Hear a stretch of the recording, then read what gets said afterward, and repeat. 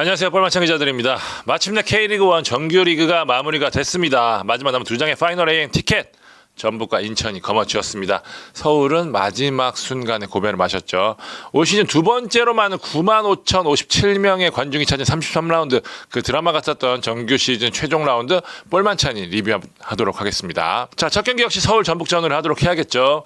전북이 가장 중요한 순간 승리 DNA를 과시하면서 기사 회생에 성공을 했습니다. 서울을 2대0으로 꺾고 파이널 A행에 성공을 했습니다. 자칫 패했을 경우에 창단 첫 파이널 B라는 불명예를 안을 수도 있었지만 하스는 강등이다 라는 이 팬들의 외침에 전북이 역전 드라마로 화답을 했습니다. 전북은 스플릿 제도 도입 후에 100% 파이널 A행 역사를 이어갔고요. 반면 서울은 비기기만 해도 파이널 A에 올라갈 수 있었던 기회를 날려버리면서 4년 연속 파이널 B라는 치욕의 역사를 이어갔습니다. 무려 33,103명이라는 이 많은 관중 앞에서 고개를 숙였기에 더 아쉬운 패배였을 수밖에 없습니다. 라인업 보면 전북은 정우재를 오른쪽 풀백으로 두고 안현범을 왼쪽 윙어로 올린 게 눈에 띄었습니다. 전방에는 문선민, 이준호를 두고요. 이 구스타보라는 전문 스트라이커를 빼고 역습에 최적화된 라인업을 꺼냈다는 게 눈에 띄었고요. 서울은 팔로세비치가 복귀를 하고 백상훈과 강성진 두 젊은 자원을 투입한 베스트 11을 꺼냈습니다. 초반 전북은 예상대로 강한 압박과 역습으로 컨셉을 잘 잡았어요. 하지만 역시 체력적 부담을 느끼면서 서울의 주도권을 내줍니다. 서울의 기세가 올라가던 전반 추가 시간, 이날 가장 큰 분수령이 된 장면이 나옵니다. 일루첸코의 패스를 받은 나상호가 강력한 오른발 슛으로 득점에 성공을 하죠. 서울은 비기기만 해도 되고 전북은 무조건 이겨야 하기에 무게추를 서울 쪽으로 확 기울게 만드는 득점이었는데 VR 결과 옵사이드로 취소가 됩니다. 이 골치 전북에게 희망을 줬고요. 결국 후반 14분 이준호의 컵백을 받은 한교원의 선제골로 이어집니다. 이 골로 인해서 경기에 불이 붙을 것으로 보였는데 의외로 서울이 확 무너져 버렸습니다. 특히 교체 이후의 차이가 좀 났는데요. 서울은 정현철 투입 이후에 좀 아쉬웠고요. 전북은 맹성훈과 구스타보가 제 몫을 해주면서 분위기를 이어갔는데 결국 기세가 오른 전북은 후반 24분 안현범의 크로스를 구스타보가 헤더로 연결하면서 쐐기를 박습니다. 두 번째 골을 돈 안현범, 이날 KUM으로 하도록 하겠습니다.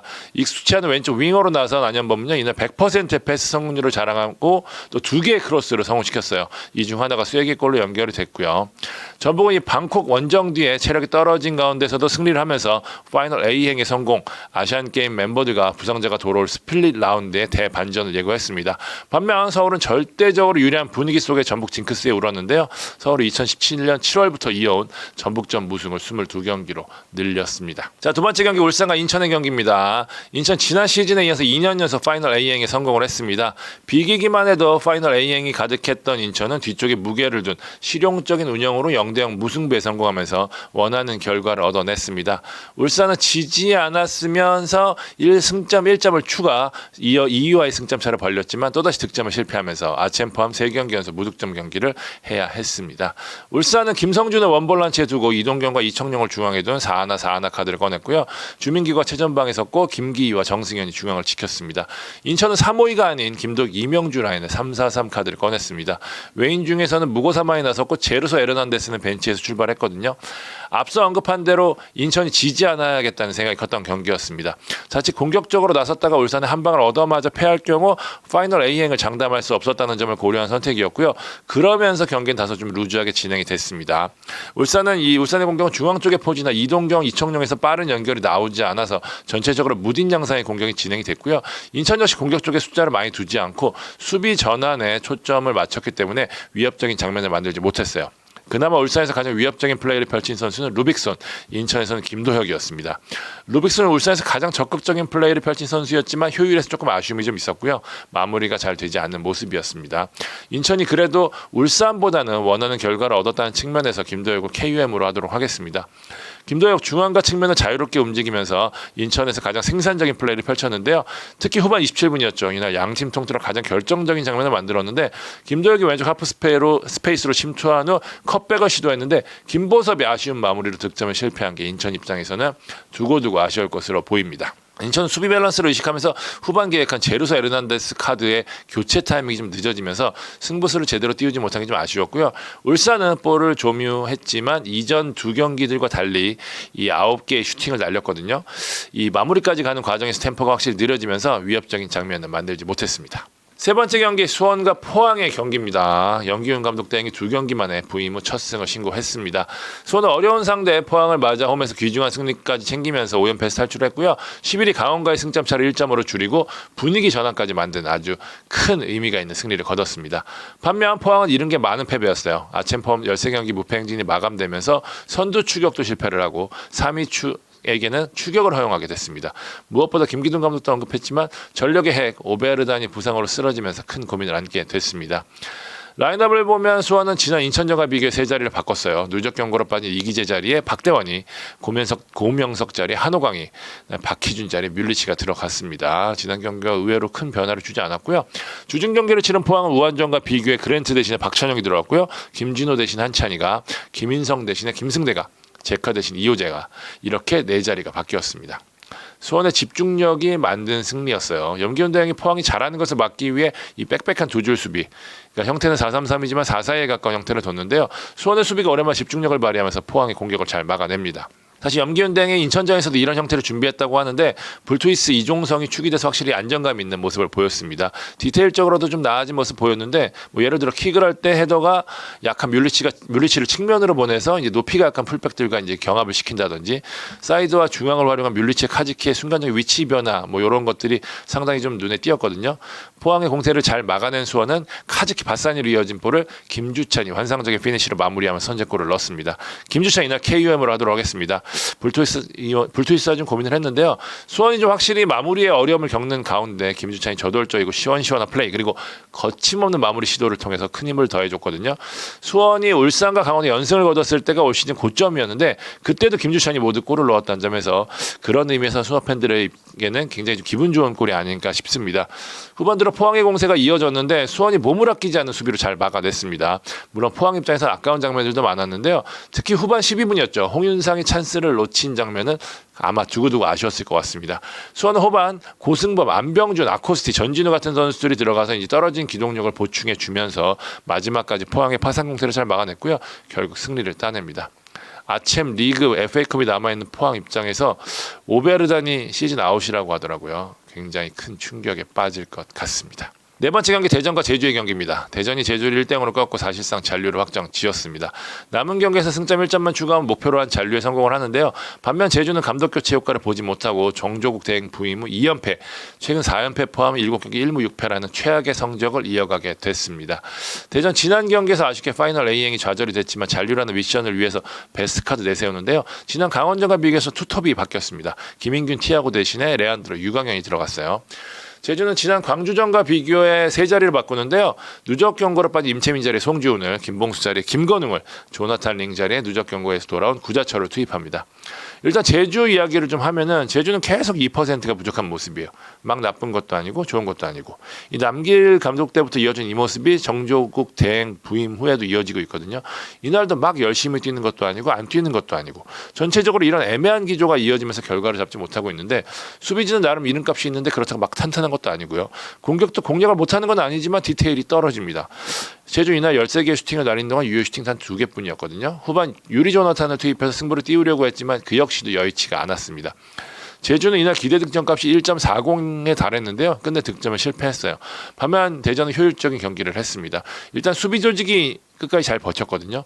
조유민이 축이 되면서 상대의 공세를 6탄방어로 잘 막아냈고요. 8경기 만에 클린시트 경기에 성공을 합니다. 이날 주역은 역시 김민덕이죠. 김민덕은 전반 40분 놀라운 스피드와 파워로 이주용을 뿌리치고 오른쪽을 무너뜨린 후에 멋진 오른발 아웃사이드 킥으로 득점을 만들어냅니다. 비록 이 연재훈 선수 맞고 굴절이 있기는 했지만 김민덕이 수비수라는 것을 감안하면 이 전문 공격수 못지않은 감각적인 플레이였습니다. 이민성 감독이 연습에서도 본 적이 없는 플레이였다가 놀라던데 김민덕 이날 수비적으로도 두 번의 지상 경합 100% 성공이었습니다. 팀 내 최다인 3번의 태클 성공 등 좋은 모습을 보이면서 팀 승리 1등 공신이 됐습니다. KUM으로 꼽도록 하겠습니다. 대전은 빠른 역습으로 기회를 노렸고 실제 찬스까지 만들어냈지만 마무리에서 좀 아쉬웠습니다. 1대0 대전의 승리로 경기가 마무리가 되는데요. 대전은 15,818명의 관중이 찾은 경기에 승리하면서 파이널 A 실패의 아쉬움을 달랬고요. 제주는 12 수원FC와의 격차를 4점으로 줄이면서 강등에 대한 위기감을 높이게 됐습니다. 자, 다섯 번째 경기입니다. 대구 수협전입니다. 의외로 꿀잼 매치가 이어지면서 2대2 무승부로 끝이 났습니다. 대구는 딸깍에 2번이나 작동했지만 아쉽게 믿었던 수비가 2골이나 허용했고요. 수협은 시정 좋은 모습을 보였지만 딱 골 먹을 때 수비가 아쉬움을 보이면서 승리하지 못했습니다. 대구는 최근 무패 행진을 이어가던 라인업에서 이 부상한 바셀로스가 빠졌는데요. 대신 김영준이 공격진에 투입이 됐습니다. 수협은 좋은 내용을 보였던 지난 서울전과 같은 라인업이 나섰는데요. 5-3-2 카드를 다시 꺼냈습니다. 점유율 30%대, 우위에 있는 슈팅수까지 이런 양상이라면 대구의 승리 공식이랑 딱 맞아떨어지거든요. 실제로 대구가 선제골도 넣었습니다. 초반 좋은 찬스를 놓친 대구는 전반 30분 김진혁이 오른쪽에서 올려준 크로스를 고지현이 멋진 헤더로 마무리하면서 수의 골망을 흔들죠. 고지현 선수 2경기 연속골에 호조를 보입니다. 그런데 이 흐름을 누구냐? 이승우가 바꿉니다. 지난 서울전에서 결정적인 찬스를 연이어 놓치면서 자존심을 구겼던 이승우는요. 이날 멀티골을 폭발시켰습니다. 전반 45분 윤빛가람 헤더를 받아서 감각적인 슈팅으로 동점골을 뽑았고요. 후반 21분에는 로페즈의 패스를 받아 역전골을 만들어냅니다. 이날 이승우의 기대 득점값 0.52골이었는데요. 2골을 만들어냈습니다. KOM으로 하도록 하겠습니다. 최근 김도인 감독이 로페즈와 이승우를 투톱으로 활용한 변화를 주고 있는데 갈수록 호흡이 좋아지고 있습니다. 로페즈가 버텨주고 연계해주고 이승우가 2대1을 놓거나 돌파를 시도하면서 위협적인 결과를 계속 만들어내고 있습니다. 오인표 박철우가 기동력 있는 모습으로 5-3-2의 미들 지역의 측면까지 잘 커버를 하고 있고요. 전체적인 경기력이 괜찮은 가운데 수비 집중력만 유지가 되면 더욱 성적을 낼 수 있는 수협이거든요. 이날도 경기를 뒤집고 바로 골을 먹으면서 승리를 놓쳤습니다. 4분 뒤 벨톨라가 한 명을 제치는 클래스 있는 슈팅으로 동점골을 만들어냈습니다. 벨톨라 선수 복귀 후 좋은 모습 보였고요. 대구는 최근 좋은 흐름 속에 딸깍의 예리함이 좀 좋아졌어요. 빌드업 형태도 좀 좋아졌고 역습의 날카로움이나 공격의 정확도도 훨씬 높아진 모습이거든요. 대구 역시 득점할 기회가 있었다는 점에서 수협만큼이나 이날 승리하지 못한 게 좀 아쉬울 대구였는데요. 대구는 7경기 무패를 이어가면서 아침을 향한 희망을 이어갔고요. 2경기 연속 무승부로 승점을 더한 수협은 김도인 감독의 말 맞다나 이제 잔류로 확정되는 9위를 향한 동력을 받는 모습입니다. 마지막 경기입니다. 광주 강원전입니다. 광주가 강원마저 잡아내면서 창단 첫 한 시즌 전 구단 승리의 대업을 이뤄냅니다. 광주는 다시 연승에 성공하면서 2위 포항과의 승점차를 7점으로 줄이는 데 성공했거든요. 반면 강원 이날 패배로 3경기 무패가 3경기 무승으로 바뀌면서 최하위 수원의 추격을 허용했습니다. 이제 승점차는 불과 1점. 광주는 지난 제주전과 비교해 중원의 핵 이순민이 복귀를 했고요. 아사니의 오른쪽 측면에 김한길이 투입됐습니다. 토마스의 짝으로 허율이 아닌 이건희가 나섰고요. 강원도 변화를 줬습니다. 4-4 형태에서 투톱이 바뀌었는데요. 야구와 박상혁이 선게 눈에 띄었습니다. 광주 이날 좀 전체적으로 아쉬운 경기했습니다. 뒤에서부터 풀어가는 광주 특유의 빌드업이 제대로 작동하지 않았는데요. 때문에 전체적으로 좀 불안한 경기였어요. 광주가 이희균, 정호연 등의 공백이 좀 확실히 느껴지면서 이 좋았던 순간의 경기력을 최근 보여주지 못했는데 그래도 전체적인 틀 자체는 흔들리지 않았거든요. 이날은 이마저도 좀 잘 안 되면서 어려운 경기를 했습니다. 그럼에도 승리할 수 있었던 이유 마무리에서 일단 앞섰고요. 이날 광주의 기대 득점값이 이번 라운드 12팀 중 가장 낮은 0.5였는데 득점에 성공했어요. 이 득점의 주인공 김한길 선수였죠. 후반 4분 2연속에 올려준 크로스를 김한길이 멋진 헤더로 마무리를 하면서 결승골을 만들어냅니다. 김한길이 이날 2번의 탈압박과 1번의 드리블 성공 등 보여주면서 이 비교적 눈에 띄는 활약을 펼쳤어요. KOM으로 하도록 하겠습니다. 두 번째는 수비인데 전체적으로 조직에서 좀 균열이 있었음에도 불구하고 끝까지 무실점으로 막아내는 집중력이 보였거든요. 이는 좀 강원의 공격과도 연결이 되는데 강원이 최근 외국인 공격수들을 중심으로 공격적으로 한결 좋아진 모습을 보였는데 이날은 과거로 좀 돌아간 모습이었습니다. 슈팅은 4개밖에 없었고요. 유효 슈팅은 1개도 없었어요. 가브리엘 교체 투입 후에 이 분위기가 살아나면서 찬스를 좀 만들었는데 과정에서 디테일이나 결정 장면에서 아쉬운 모습을 좀 보였고요. 이른 시간 김영빈의 헤더골은 옵사이드로 무산이 됐고요. 이런 마무리라면 사실 득점이 어렵거든요. 광주는 주축들이 대거 빠진 힘겨운 상황에서 계속 승리를 하면서 팀 전체의 승리 DNA가 새겨지는 모습이고요. 그러면서 계속 상위권 싸움을 이어가고 있습니다. 반면 강원은 약점을 노출하면서 수원이 승리한 날 패배를 했거든요. 최하위 추락에 대한 위기감이 좀 커진 모습입니다.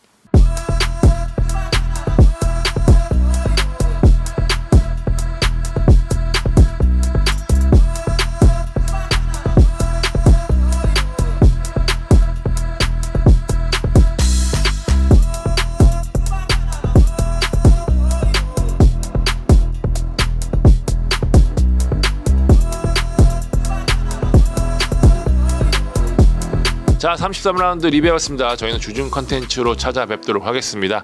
다음번 영상부터는 만 기자와 같이 완전체로 찾아뵙도록 하겠습니다. 지금까지 뻘만찬 기자들이었습니다. 감사합니다.